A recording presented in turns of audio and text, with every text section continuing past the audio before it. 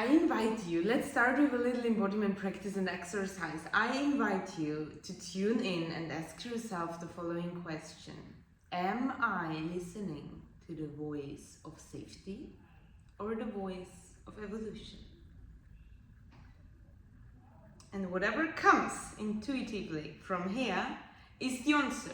And if your mind wants to control that now, welcome to our problem of today, because we're talking about self-sabotage. So basically the crazy thing about it, your body always knows, your soul always knows, because you chose the whole incarnation path you're in right now. You chose it for a reason.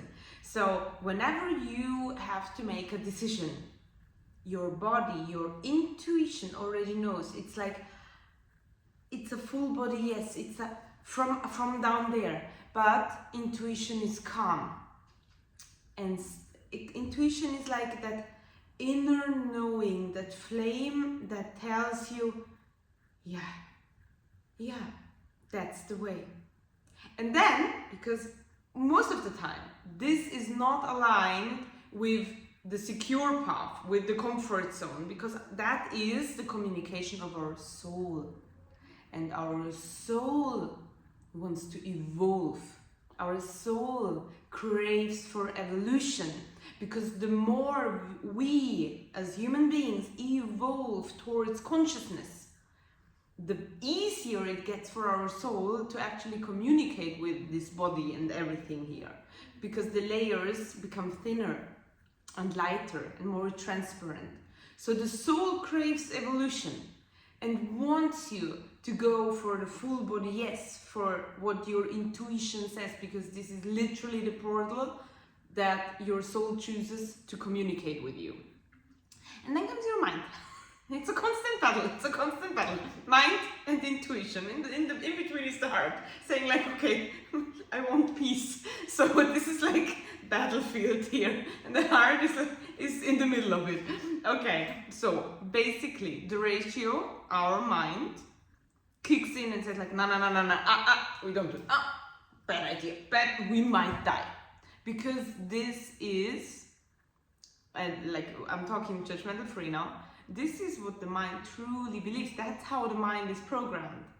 Our ratio, our rational thinking is programmed on one single thing: keeping us alive. Keeping us alive. And how do you keep someone alive? Not by putting that person into very risky growth situations. Because yes, sure, when you seek growth, when your soul craves evolution, sometimes there might be something happening that's not so nice, because it's an experience, and out of this experience you learn, you evolve. But in your mind it's like, oh, danger, we cannot do that, too much risk. So now you have the risk avoiding mind, who really wants safety and does everything for that, so that you avoid risk, and tells you all the stories you need to hear in order to trigger doubts and your self-trust and self-belief. And then you're like, nah, I'm gonna wait. That's what most of the people do out there, right? Because it takes balls to literally do these bold moves. We all have big dreams. We all wish for something huge. But only 2%, let's say, I don't know, but let's say 2% of us literally go for it. Why is that? Because we learned to be comfortable in discomfortable situations. I learned that as well. Like, is it easy for me to say yes if my intuition says yes and my mind is like, are you fucking crazy? It's not easy, but I know my body well enough. I know the communication my soul chose, and I know how my body is doing things, so that I can read the signs. And I know exactly, yeah, this is it. And the mind kicks in, yeah, but I just learned how to control the mind, which is basically what I want you to learn as well. what I invite you to practice and exercise, because it doesn't come from like, oh, and now you're great at bold decision making and going for it. It's at the end of the day, it's a conscious decision you take always, because if you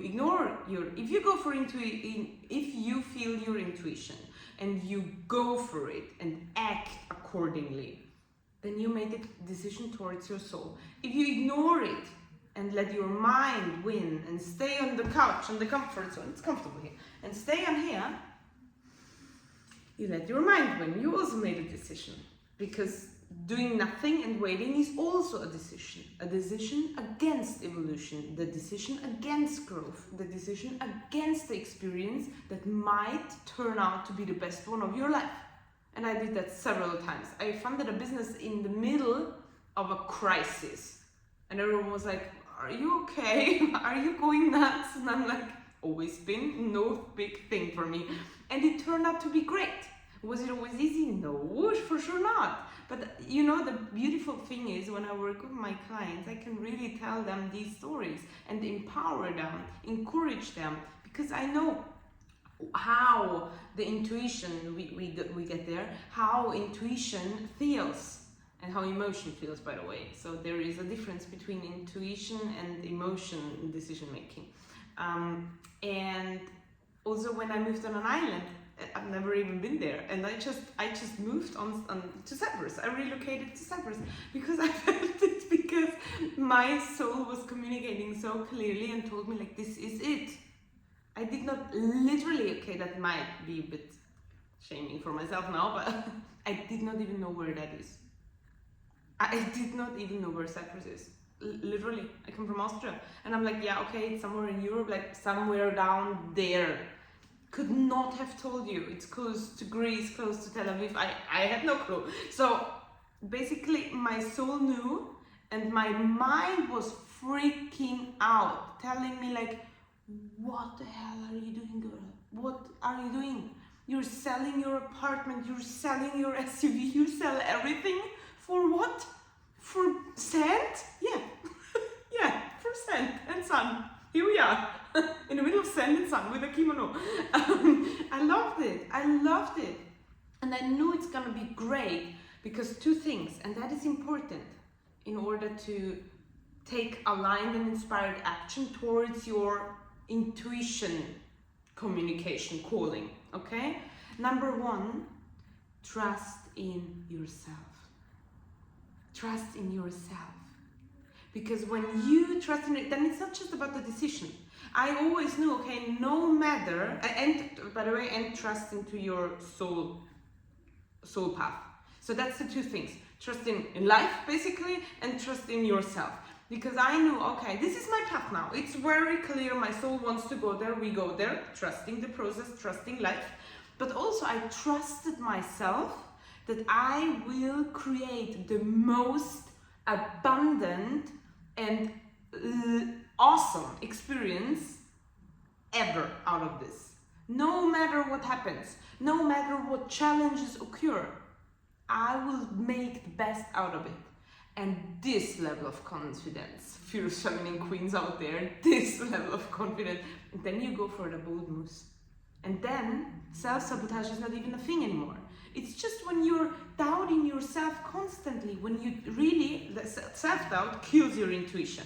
Because it's there, but you don't trust yourself enough to literally go for your own feeling. That's why you're always questioning yourself and ask thousands, millions of people for opinion, and then you're super confused and you end up doing nothing. Because the full body, yes, is just has been ignored for too long. So basically, what I want you to do, isolate a bit. When there is a huge decision you want to make, when you really want to take action now, and it's a great time to do so, when you want to take action now, and tell yourself like, okay, now I go for my dreams. Because you know, like, you can manifest forever. Like, I manifest, don't get me wrong, it's great, but it's not just manifestation. You have to do something for this. You have to take inspired and aligned action on that frequency of where you want to go. That's the fierce feminine frequency. You're fierce, you take aligned action, but you're feminine, you're great with receiving and feeling your intuition, body consciousness, tantric embodiment, okay? So it all adds up. Actually, the key to avoid self-sabotage and dissolve self-sabotage is basically the fierce feminine frequency. I'm so good in self-marketing, oh my god. Okay, so, but literally, because that's why I named it like that. Because when you're in balance with your masculine and feminine energies, womb, girl, there is no blockages left. Literally, none. So it's really about trusting your gut feeling. And here's the thing, when you're not used to that, you might not even sense it, because your intuition is not loud. It's not loud because it's there, it's part of you, it is you. So it's not loud. You cannot easily sense it because it's nothing from the outside, it comes from within. It's there. And things, we know it in our flats, in our apartments, in our houses and homes, things that are always constantly there, we at some point we don't recognize it anymore. And it's similar to intuition, okay? With intuition. So you might not even get it that your soul, which is you, talks to you through your body, which is you as well, because it's all you, you know? It's all you. So you really have to increase your mindfulness and empathy in order to sense it, because intuition, and that's the difference, the ratio is super loud. The brain can get so fucking loud, it screams at you like, don't do it, I'm like, please be quiet. Okay, it's very loud. The emotion, the heart center, is softer but still recognizable, because also emotions at the end of the day are not you. Your thoughts, not you, they come and go. Your emotions, not you, they come and go, okay? So even the heart chakra is just in constant exchange of emotions, of energies. And it's loud, it comes and goes, okay? There is a constant flow, which is beautiful, but for decision making out of soul, with your soul, you need this. And the intuition is quiet, is still, it's a warm feel. Okay, that's how I would describe it. It's a warm feeling that occurs, that expands, that gives you that home, that how can I tell you, that yes, this is for me and it's okay. This feeling of inner authority, inner knowing, that guidance of like, girl, you're okay, we got this, do it. But as I said, your self-trust and belief in yourself has to be stabilized, because then it's way easier for you to literally go for that. Otherwise, your mind it's an easy battle for your mind. It's like you play chess and the queen is gone. And like, game over basically. Like, I'm not a pro in chess playing, but when my queen is gone, I really have a problem, because she's the queen, right? She can do everything. So it's the same with that. I love that topic so much, because guys, I truly love you and I really want you to overcome self-sabotaging, because then it's like quantum leap, and instant manifestations. Whatever you want, it's coming. It's coming. In my life, it's like that. Like I literally achieved all my big 5 of life goals when I was 30, because I always wanted that. And then I was like, okay, what am I gonna do? Like, I achieved everything. And then I created new goals. And now I'm 31 and I achieved those of these. And now I really have to do big goals, okay? Like, I thought this is big goals, but like, in my life, there's so much abundance and flow, because I believe in myself. I trust the universe, believe in myself, trust the universe, trust my gut, and take inspired and aligned actions. That's the most important thing. You cannot just sit at home and wait that things are gonna happen. You have to take inspired action, always. It's uncomfortable, I know, yeah. It's out of comfort zone, I know, yeah. You might get shamed and hated, who cares? Literally, who cares? Who cares? Hate always comes from down there, never from people who already are on that level that you want to reach. Keep that in mind, please. So I would say we dive into what would a fierce lioness do now, huh? What would a fierce unleashed lioness do? She would sit down, she would kill the noise, put the phone and the laptop and everything on silent mode.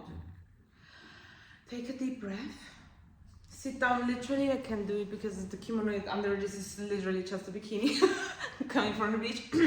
Sit like that and asking herself like, okay, conscious connection to the intuition and soul. What do you want me to do? What is it that is best for us now? And then you write it down. And then that's the first seconds, milliseconds, it comes. That's the answer. That is the answer you wanted. No, it does not have to make sense because the sense-making thing is happening there, okay? The soul is not communicating in sense-making. Sometimes it doesn't make sense. Sorry to tell you, okay? So just try not to want to understand it, okay? Just write it down. And then the mind kicks, normal. You can also write down what the mind thinks then. And then you just cut that off. That is what an unleashed lioness does. Fierce, feminine fire, okay? What would a sensual siren do? She would literally go to the sacred waters. It can be everything, okay? Like if you live on an island, good for you. I always go to the beach. I go literally into the ocean, into the sea. You can also go into a lake. You can go into a bathtub. It doesn't matter, okay? You can book a spa treatment. Water. If you don't have it, go shower. Because like literally we all have that, okay? So it's just about water, and then create a connection as a sensual siren, okay? What would the sensual feminine siren do? She would create a connection to the water element and release everything in the mind that's holding her back from going towards her deepest desires. She's just releasing, okay? That is what the sensual siren would do. And that is, by the way, an embodiment practice that you can try out now when you want to tap into the sensual siren mode and channel your inner feminine siren. Go shower, go to the beach, let go of all that self-doubt, and after that, even better, go into the unleashed lioness mode, into the fierce of the fierce feminine frequency, and write down what it truly is that you should do without the mind, just the intuition. Practice that, exercise that. Let me know in the comments how you feel about that, how it's working. Let me also know if you're more of the like Mrs. Safety or Mrs. Growth and Evolution, like who wins, your mind or your soul. And thanks for listening and watching again. I'm so happy to do this with you together and to create the fierce feminine frequency. And the more people we become, the bigger the community becomes, the wider and more intense this whole fierce feminine frequency energy field is gonna get, and I love everything about it. So thanks for being here, thanks for watching, thanks for tuning in and tuning onto the fierce feminine frequency. And with these words, I send you lots of love from my heart, from my gut, not from the mind, and see you soon.